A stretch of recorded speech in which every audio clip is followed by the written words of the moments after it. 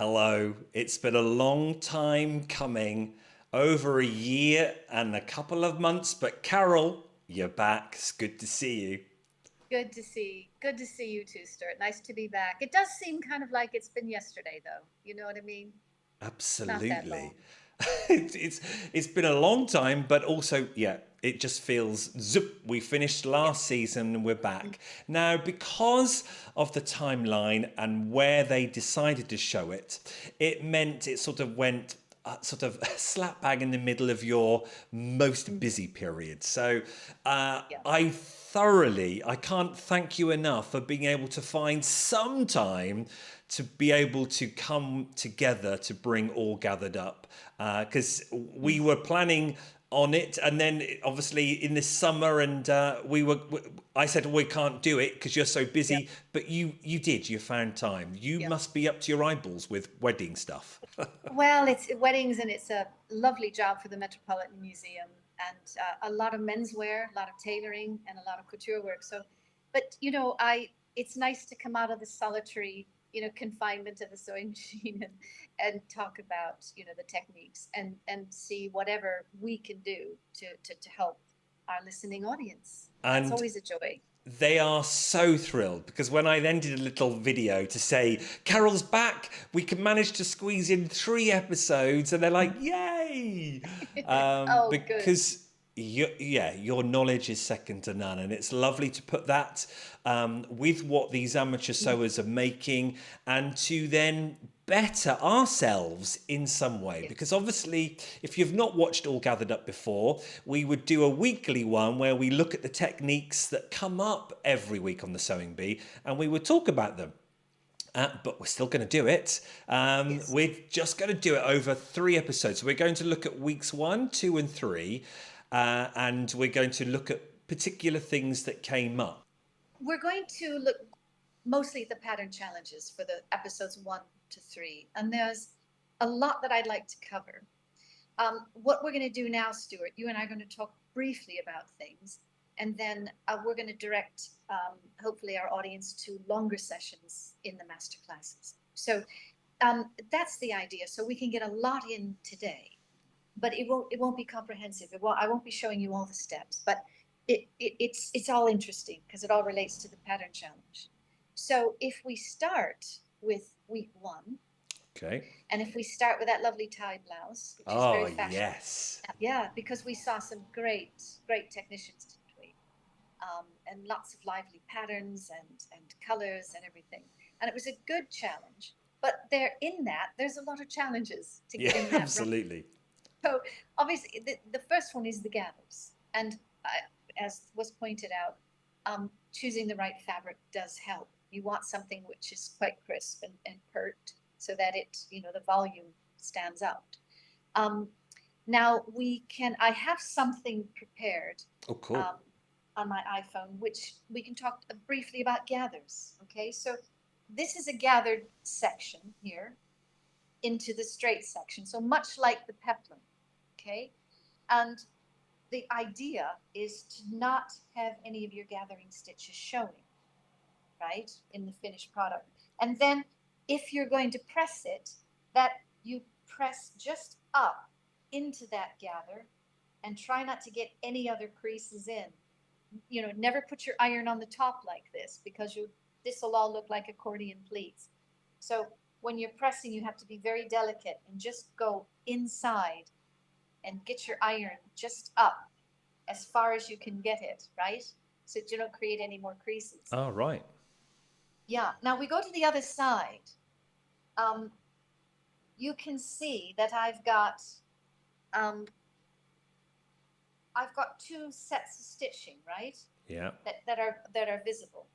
Really, there are 3. Let's see if I can bring it a little bit closer. So Oh, you can wow. see down, Yes. yeah, you can see down here. This is a double layer of stitching. Well, in fact, what we've got here is we've got our first layer of gather, Yeah. and then our second layer of gather, Yeah. and then the stitching line, which should be your seam line. So the first thing you need to understand in doing this gathering is to understand where your seam line is. That's a centimeter or half an inch or an inch, whatever it is, because you want to line everything up so that when you sew on your seam line, you're sewing as close as you can get to that bottom layer of gathers. Okay. It doesn't matter if you go on it? You can go on it. Yeah. It's a bit risky. You have to be absolutely on it. But if you sew just a millimeter away, then you know when you turn around, you're not going to have that problem. You're not going to see anything because you take the risk out of it.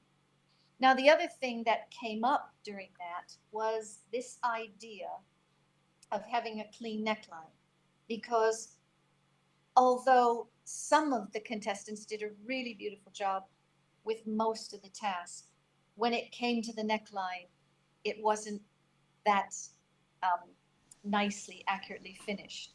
So again, I'm going to show you just one trick. And I don't know if you can see this, Stuart, but what I've done is I've sewn actually two stitching lines. One is black and one is orange. Yep. And maybe that's coming out for our folks at home. I hope it is. It is, yeah, I can see that. Very good. So I've sewn the first stitching line in black when I've applied my facing here. Okay.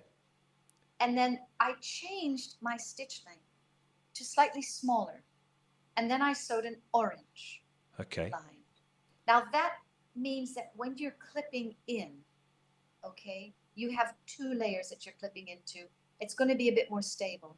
And you're less likely to make that mistake of maybe getting the scissor point in between two stitches. Done that before. You have done. Yeah. Okay. The next thing is just a little trick about if you're lining fasteners up and you want everything to be parallel and congruent.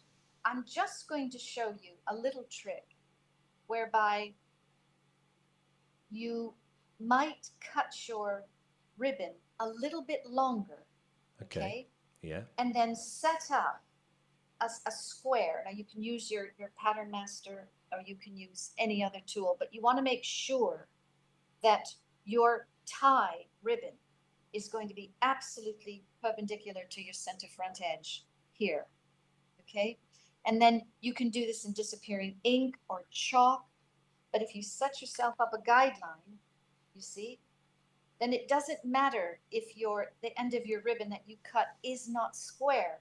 It doesn't matter, because then when you sew down, you're sure to catch this in at a right angle. Okay, that's the second trick. And then the final trick is when you're turning this collar, you want a really nice point. And if you're lucky enough to have a right angle, then one of the ways to turn it so that you don't really have to trim anything from the facing is, and we'll go into this with different sizes of points, is that you just simply turn both seam allowances in. Okay? So now there's your seam line. Yeah. And we'll go into this in more detail. You reach in with your fingers, and then you can just pop that out, your right angle, and then you can take your pin. I don't have a pin to hand, but you can see already. Absolutely. It's a nice crisp corner. So we'll go, and in the masterclass, I'll show you how to turn acute angles, obtuse angles, and right angles. Okay. Brilliant. Yeah, so absolutely. And let me just interject there. So if you want to go into more detail, it's simple. All you have to do is sign up, and you'll go to Carol's website. The link is in the description below.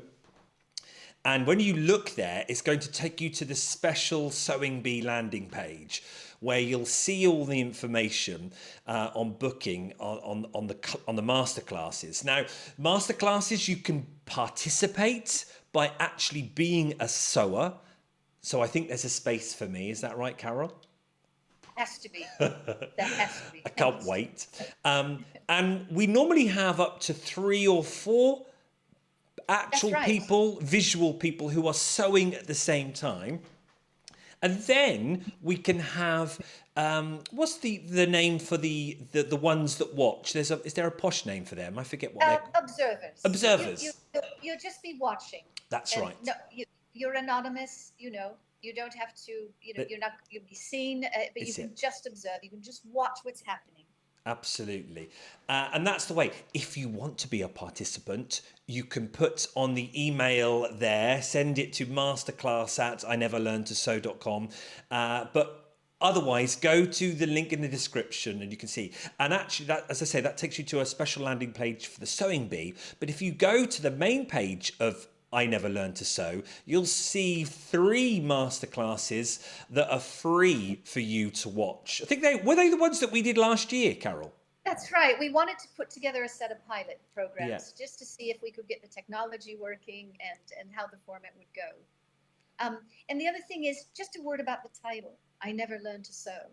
I do love to teach, and it doesn't matter what your skill level is. So do join in, because even if you've never learned and you want to learn, we'll get you through it, won't we, Stuart? Absolutely. And I can remember when, because you said you haven't got your pin there for turning out the corner. I can remember that was one of the first ones I learned about. Just get your pin, and you said just slowly tease out that final bit of the corner with your pin. So there are so many things that you can learn. So sign up. All the details will be there.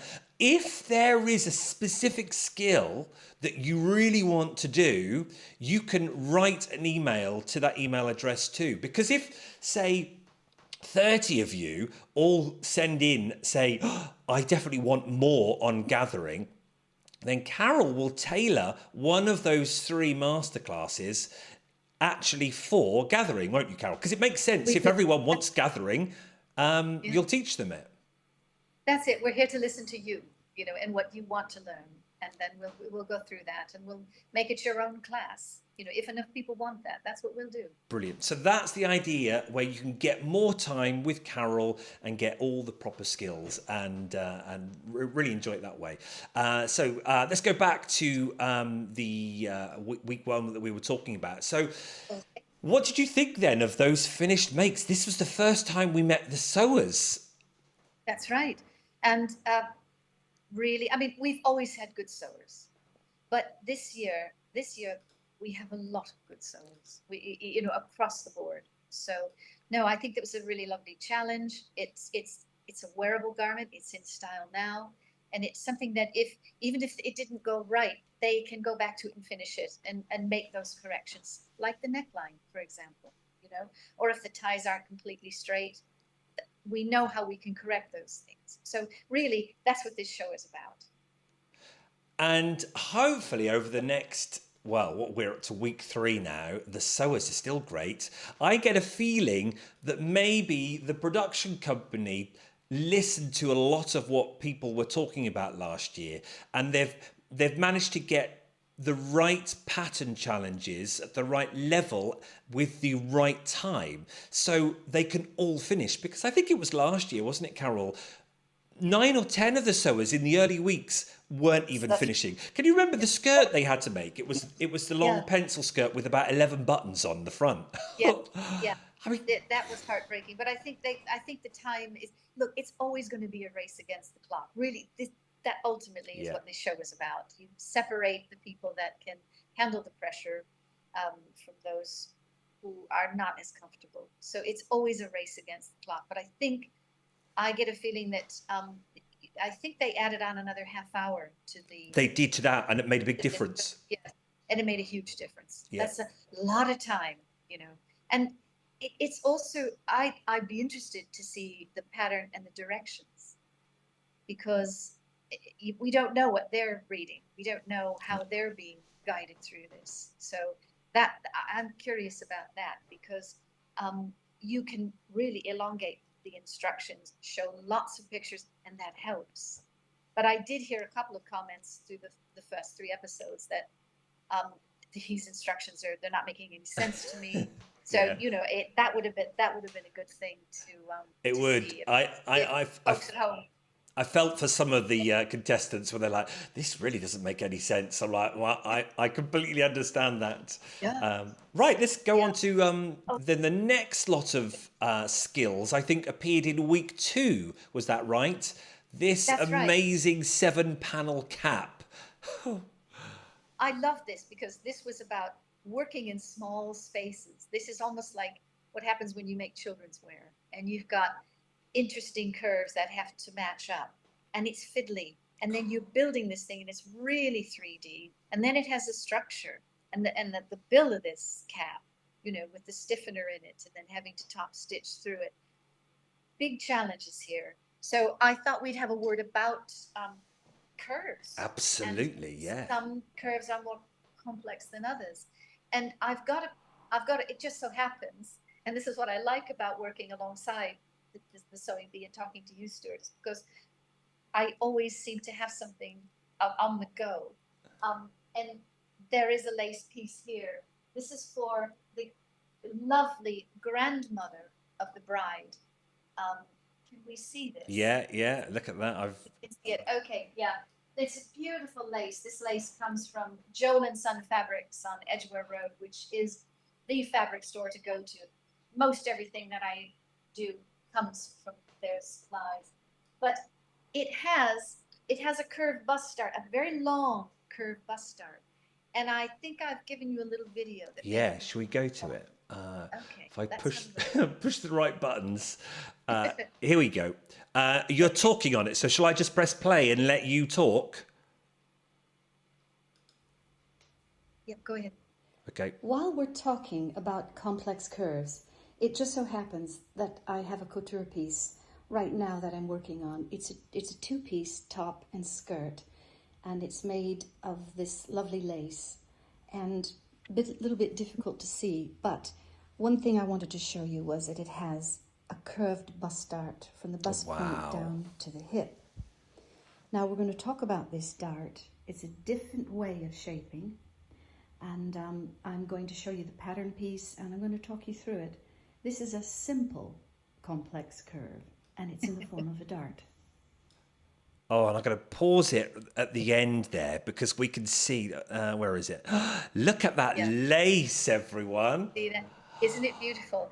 And it's got a really beautiful scallop on the edges of it. So I'm able to use that for the hem of the sleeves and the hem of the skirt. And I will lift some of that off and I'll apply it to the neckline as well. And I'll just applique it on. But you can see that it's just basted. It's Talk about poppy, this. you know, basting stitches. Yeah. But that is for the fitting. Now, fitting is tomorrow. And I'll see where these long curved darts lie on the body of my client, and I'll amend them however we need, get it to fit her really nicely, and then I'll put this will be in a French seam dart eventually. So it will be wrong sides together, press it flat, flip it around, and then sew right sides together, so there's no raw edges on the side. Wow. So I just wanted to show you, if we can, Yeah. the pattern piece. Okay. Now, look, here is, should I turn it around, Stuart? Oh, yeah, sorry. Is that up? Like That's that. better. Yeah. That's okay. Yeah. So you can see now, here we have the neckline, center front fold line. Here's the shoulder, and here's our front sleeve curve.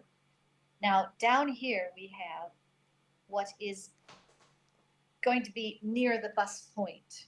Okay. Now I've measured from the neck point down. I know where the bust point is. It's about up here. Yeah. But I've left it so that I can raise the dart if I need to. Now we just want to look at the curve. Okay, this is a simple set of curves. That they're not the same. This side of the curve is far more straight. This side is more concave. Yeah. But they do work together to form that dart, and it causes some suppression when you put the right sides of this pattern together and sew it.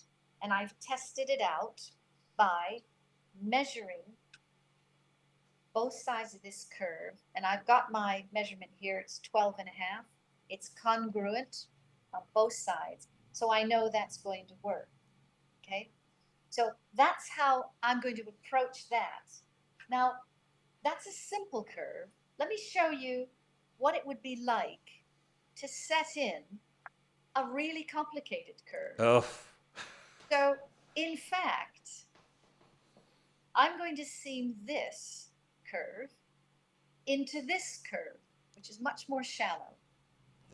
And it's simple. All you have to do is you have to make sure with your measuring tape okay. that both curves are the same. Sometimes this takes trial and error. Now this could be a waistband and you can of a skirt, it could be a sleeve, it could be many different things. But I'll just show you the wonderful magic of this and what happens when you set this up. Raw edges together, and I've clipped my curves. You can see I've clipped. Oh, right. So you can manipulate it. You can manipulate it and see what happens when you just step that along. Oh, wow. And that matches that, and that matches that. So it's you can have these curves can be very frightening and intimidating, as in the cap, but also we can make them simple. And we'll go over that in another class as well.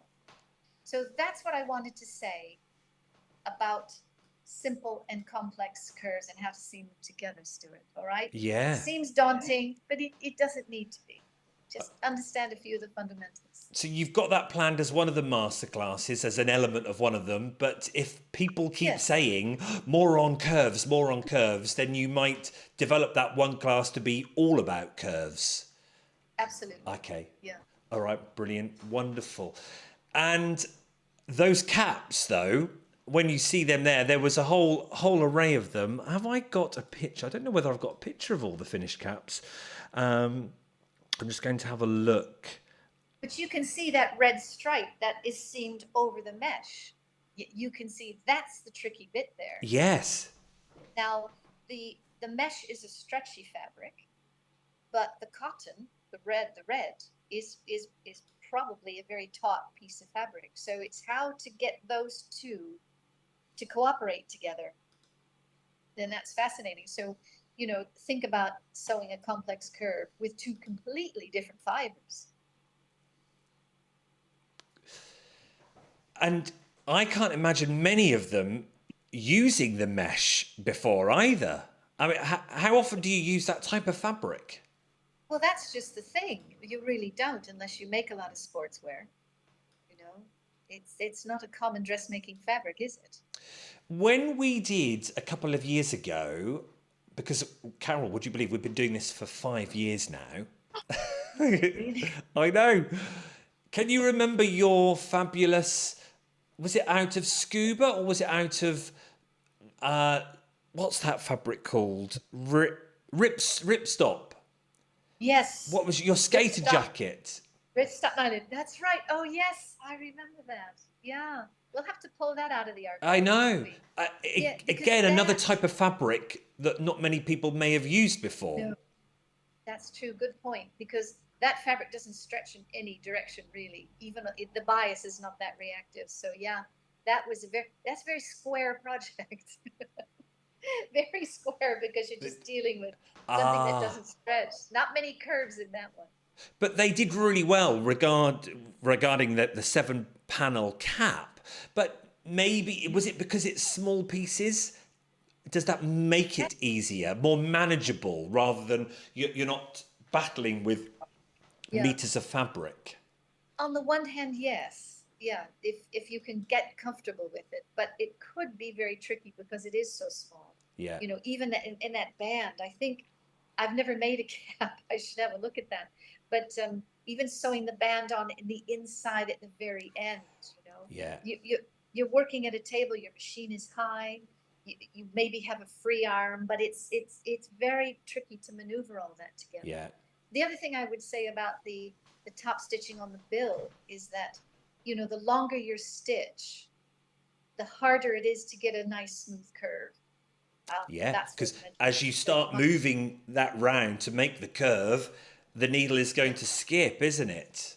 That's right. That's right. So you might end up with turning your turning your work and having an angle to Yeah, the curve, yeah. a set of angles. So the smaller the stitch, that the more helpful that is. And I think the comment of maybe matching on a tricky top stitching task, maybe matching the thread is better than trying a contract Yeah, thread. yeah.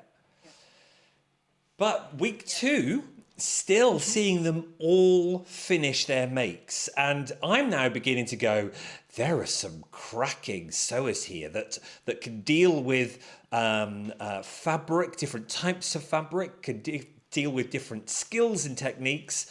I'm like, any one of these could be a winner at this early Oh, yes. stage. Absolutely. And they're doing well in the pattern work. They're doing well in their made to measure. And then that creative element in the middle of the transformation, there's some real lovely surprises.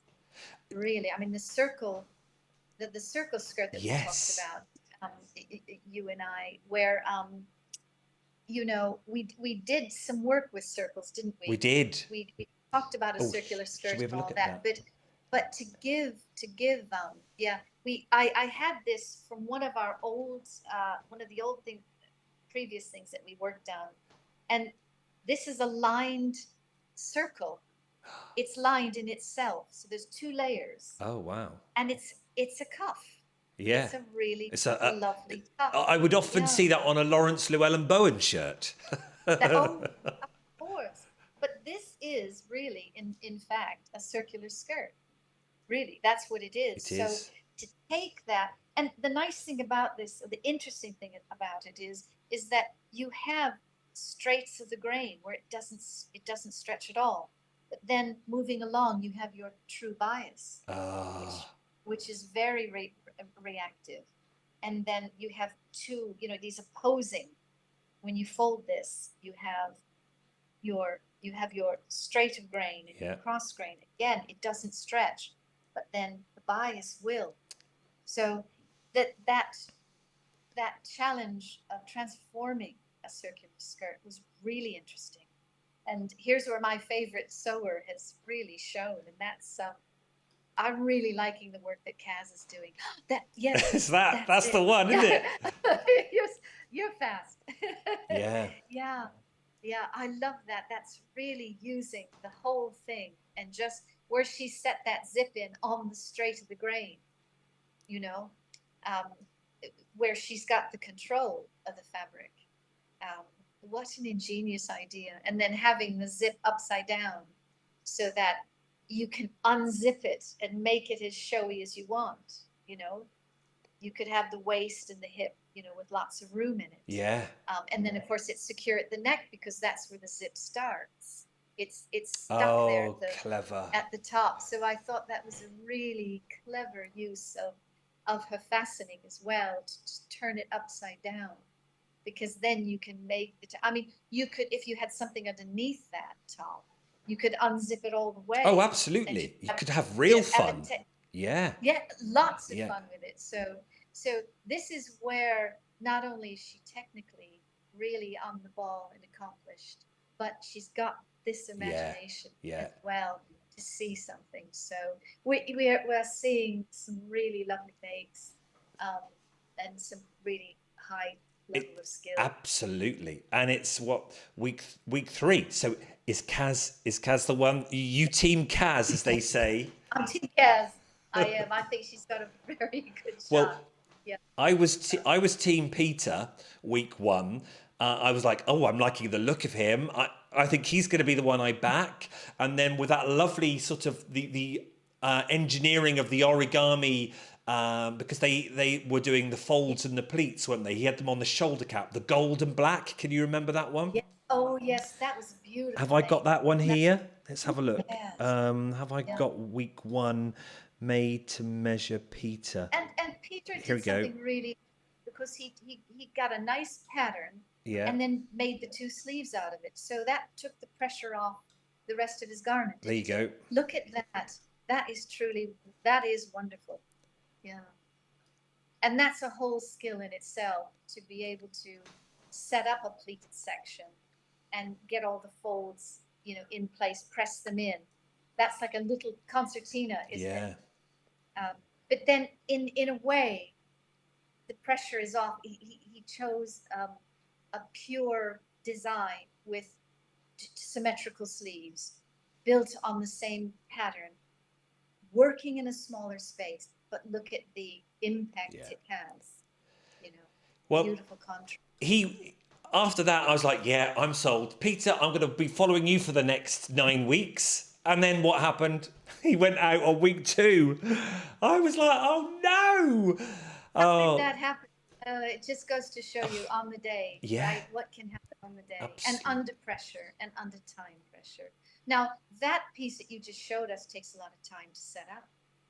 You know, Can't even a lot of begin. thinking set up, and then suddenly they rip that opportunity completely out of the picture, and you know the clock is ticking. So there you go.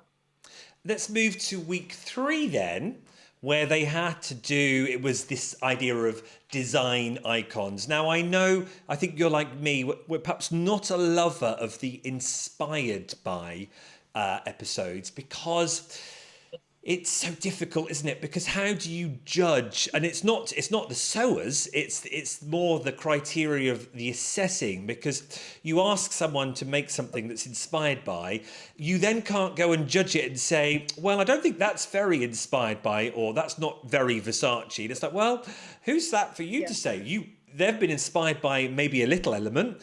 That's still inspired by, just because they didn't have 4 or 5 obvious elements. So I think in the previous years, we've often shouted at the judges, haven't we, when they've not said it's perhaps not whatever icon inspired enough.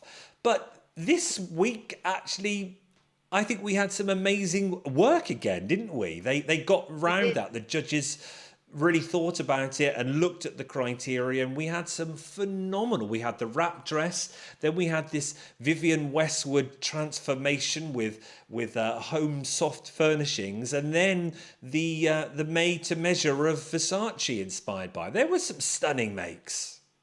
Yeah, I think all 3 challenges were good. We went from the simplicity, that figure hugging simplicity of the LBD dress, that is, it's a classic. I think we've seen it before. In fact, I think we might have seen that wrap dress another time. It was, yes, it was a 5 years. I think it was a made to measure in 2 or 3 years previously, whereas now we're seeing it in the pattern round for sure. Yeah, but I love what this dress does. Oh, thank you. Look at this. Look at the hemline. You see how it just serpentines a little bit. Yeah. You get those trumpets just from the hip down. Nothing is quite flat in the center front, but because the pattern pieces are A-line, then when they fall, just on the sides there, you get those little trumpets. And that is what makes this design so utterly feminine in my book, because it does catch on the bust and the waist and the hip. But then you get this lovely movement in the hemline when the wearer walks. And it's interesting that we're seeing the sample in a plain fabric, because the one thing I noticed about this is that the more elaborate the fabric that was chosen, the more you lost that. It's a very good point. Gracefulness of the design and the movement. Yeah. And it suddenly you had this distraction. Oh, but do you think that's the sewers all going to the fabric, and they're just choosing print because they feel safer with the print, because maybe it can disguise any bits that go wrong? Or are they just choosing print because, there were some fabulous prints in the haberdashery? I think it's a combination. I think you're absolutely right. There is somewhere to hide. Yeah. Because this is deceptively difficult. This is a tough make, and that one mistake on the controlling of elastic, or the treatment of the hem, or getting the wrap correctly. Although I love that comment when Dan, one of the chaps, I forgot his name, Dan, he said, "Well, maybe everyone else has done it wrong. I'm the only one." It's brilliant. I love that. But yeah, so it's a combination, isn't it? But it is like running into a candy store and thinking, "Oh, look at that!" Yeah. Well, look. Brilliant. Look at all the prints. Yeah, look at them all. But if you look at the leopard print, and then further next to the leopard print is kind of a tealy blue. Yes, Um, that's like and paisley, isn't then it? is that paisley? Yeah. Yes. So, and then the lame one was just as lovely, because being a plainer fabric and having the glisten of the metallic thread in it, that shows it off in a different way. And then some of them have just gone with a nice pussy bow as opposed to just the streamers. So, beautiful lineup, absolutely wonderful, really impressive in a very difficult challenge. And how enjoyable was it for us to watch week 3?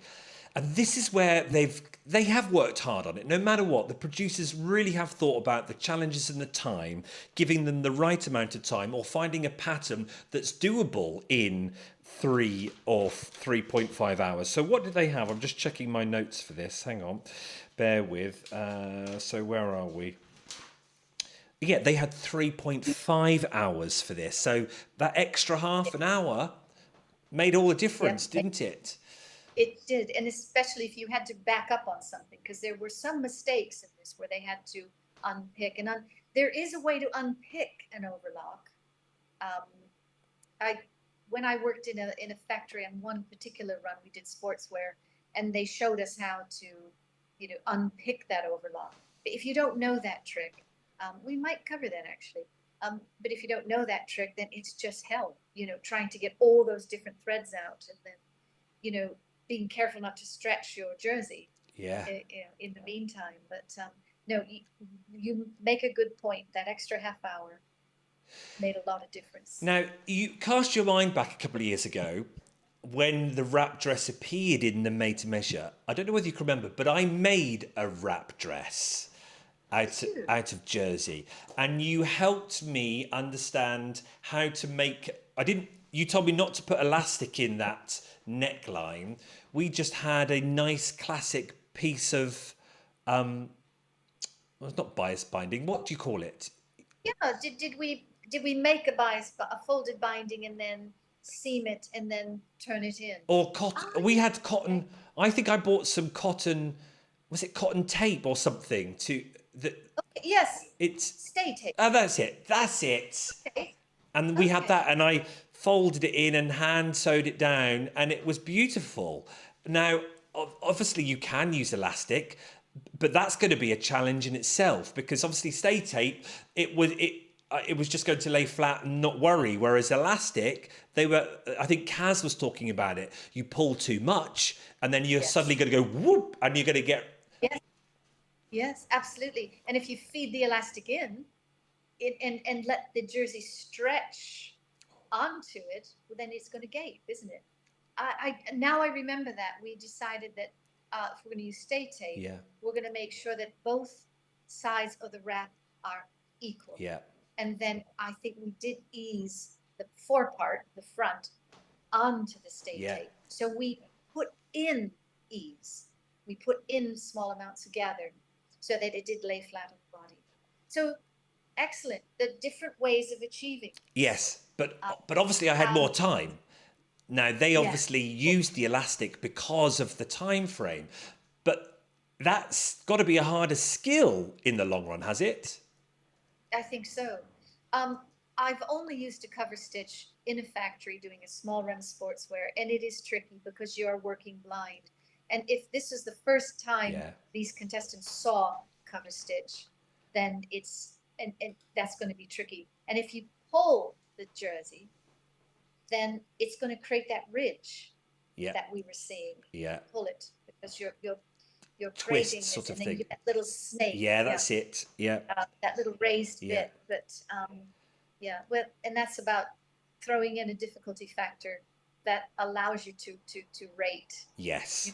People that can handle it. Yeah, and that's what we saw. The ones that did get marked down because of that, didn't they? Either the twist of the jersey on the fold on the neck, or the little worm showing the thickness. That's it.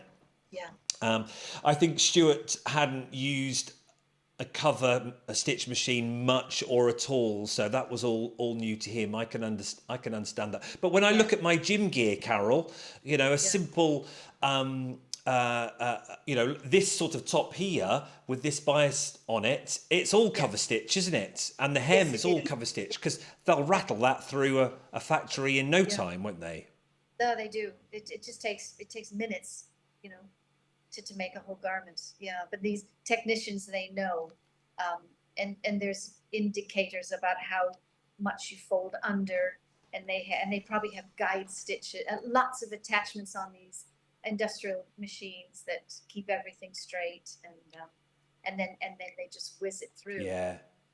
A lot of help. Speaking of Kaz again, she cropped up in this one because she was such a skilled sewer that she talked to the camera about, oh, yeah, pulling too tight, you'll have elastic for pants, and getting it right. So, and she pulled too much, so she had really elasticated neck. I don't think it was on the front. It might have been round the back. So she said, I'll come to this at the end. I'll pull it out and redo. I'll carry on and get the bottom half done. So that goes to show the level of the sewers, and also that extra time, don't you think? Because she was able to go back, unpick and re-sew. That's impressive, isn't it? And she's got a firm, grip on the elastic, doesn't she? She's worked with it before. Yeah. So, and I don't know if that elastic was all inserted in one piece. We don't know, but she's clever enough, she's experienced enough to know that she's just going to unpick that. She might have to cut a new piece of elastic, which is longer, because she's unpicking a smaller piece of elastic. So she's going to have to make that judgment, take out a smaller piece, put in a larger piece, join it on. And look at the result. That's lovely to see that, because it looks flawless, doesn't it? It does. It does. And did she get it? She did get it, yes. But it was close, because you had, I was talking with Ting yesterday about this, you then had the amazing Jess with the leopard print, which you talked about, not far behind, I don't think. Let's just do that. Great placement of the of the fabric. Let's do that there.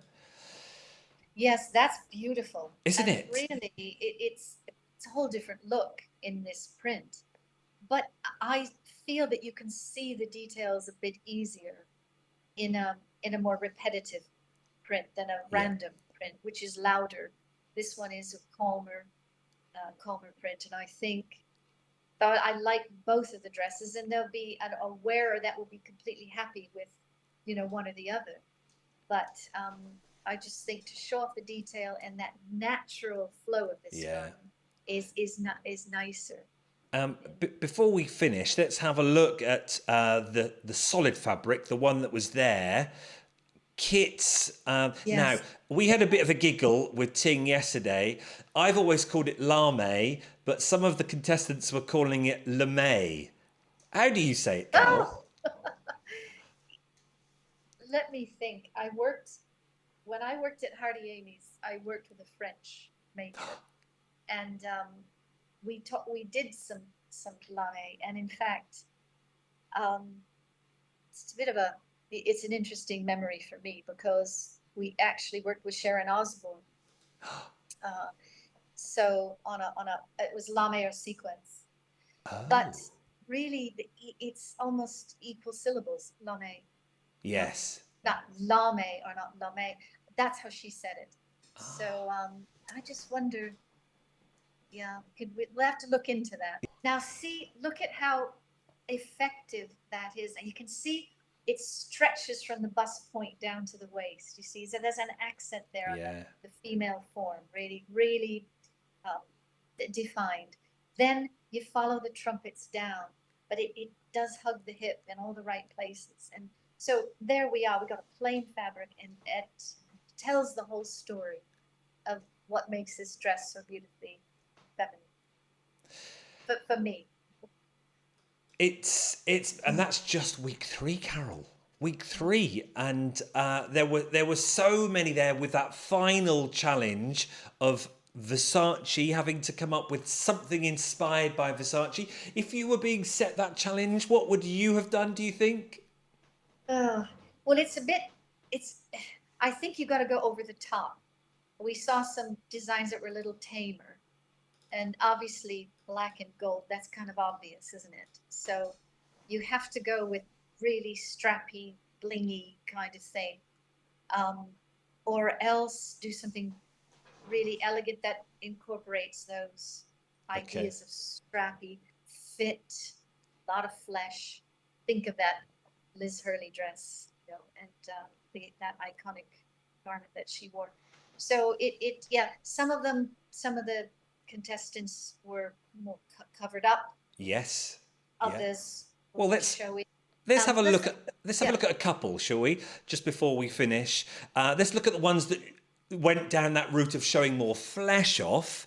Dan went for this very brave idea for that model. Hey, what do you think of yeah. that? Oh, let's I, go. I think it works actually. It works. I think what he could have done is just doubled those front panels instead of making them single panels and trying to finish them off with an overlocker, which looked a little bit unfinished, um, not very precise. But it works. It works. Coming down, it takes flight.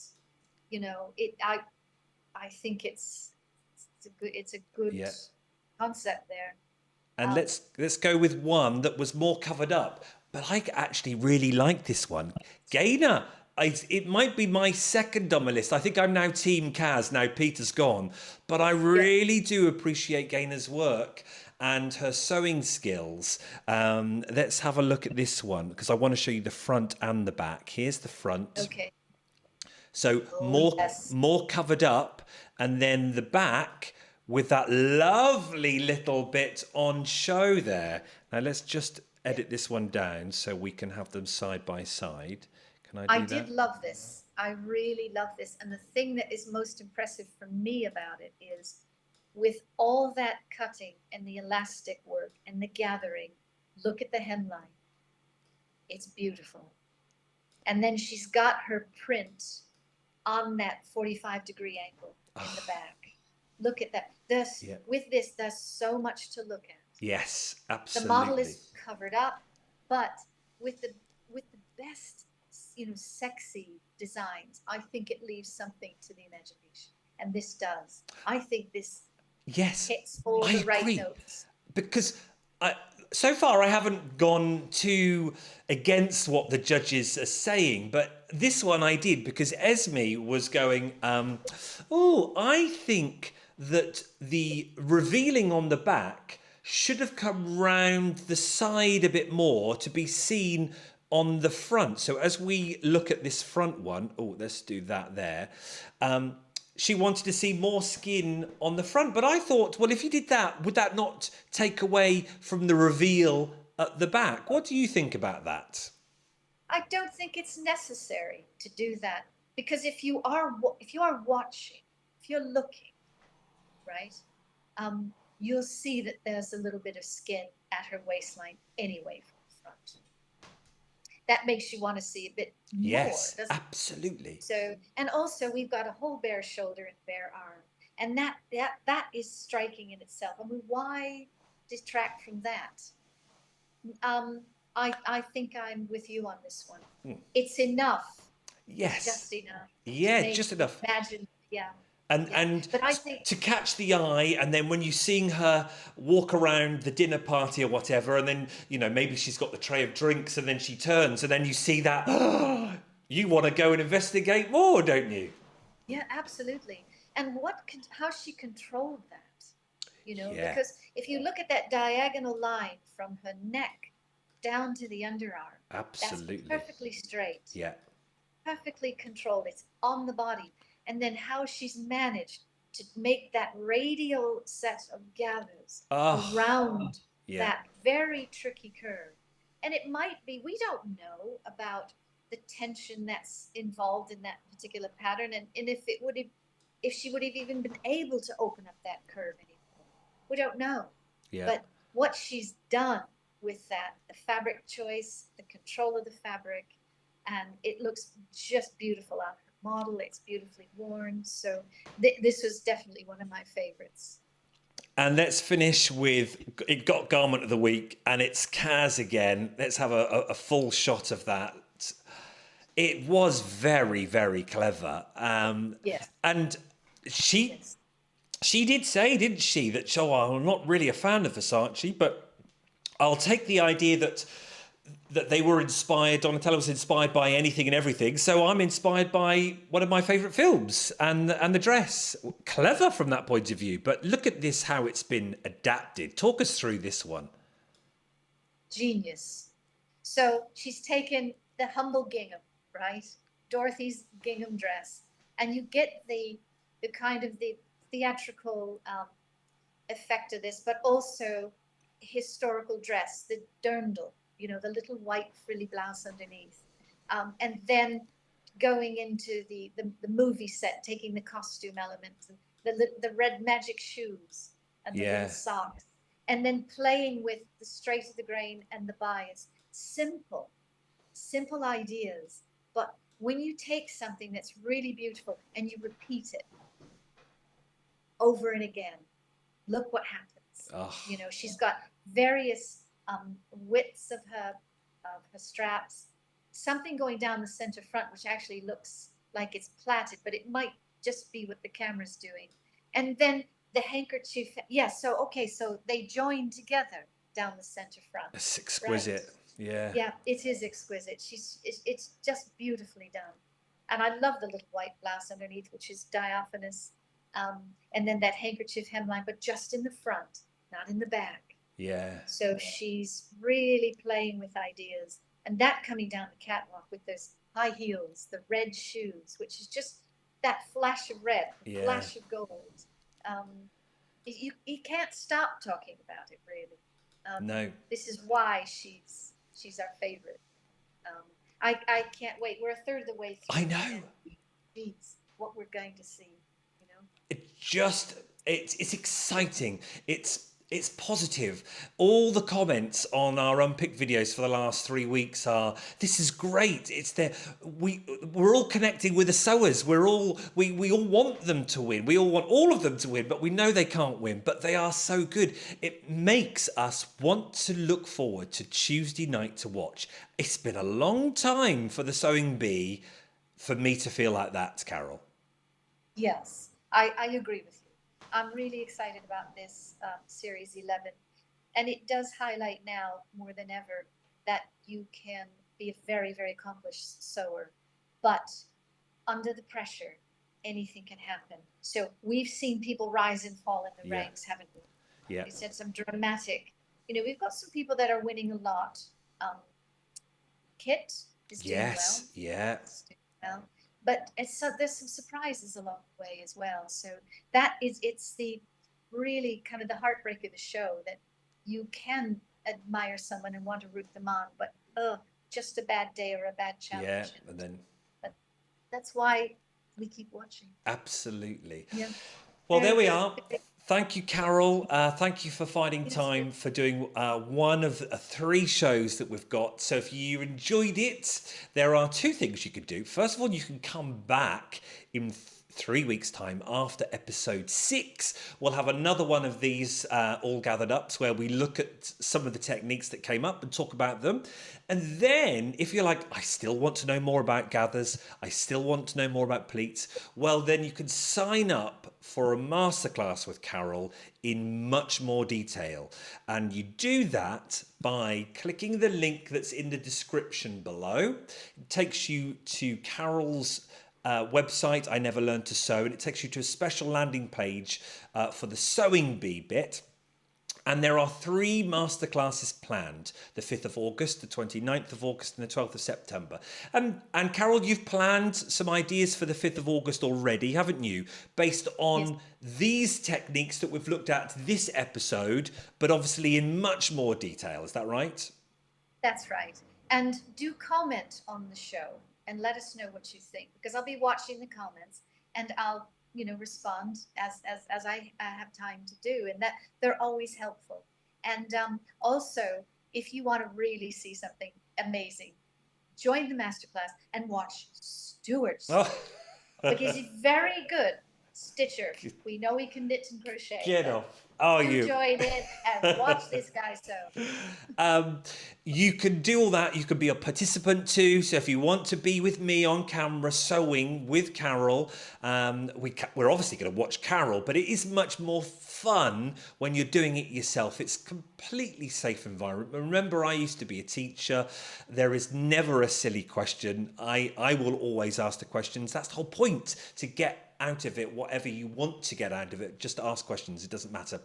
Or you could be an observer. If you go to her website, it will look like this. If you click on the link below, that's what it will look like, and you can scroll down, and there, look, Masterclass 1, the 14th of August, and it already says there we'll be going through those skills that we've just touched on, but in so much more detail.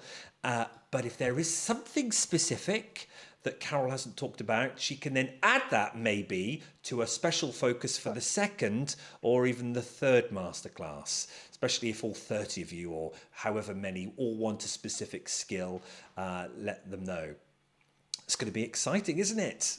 It is. And thank you for that, Stuart. Thank you for your support. We just look forward to seeing as many people either online behind the curtain, as it were, watching, or up front sewing with us. And it doesn't matter what your skill set is. We will help you along. We want everybody to elevate their sewing techniques. We want everybody to get better.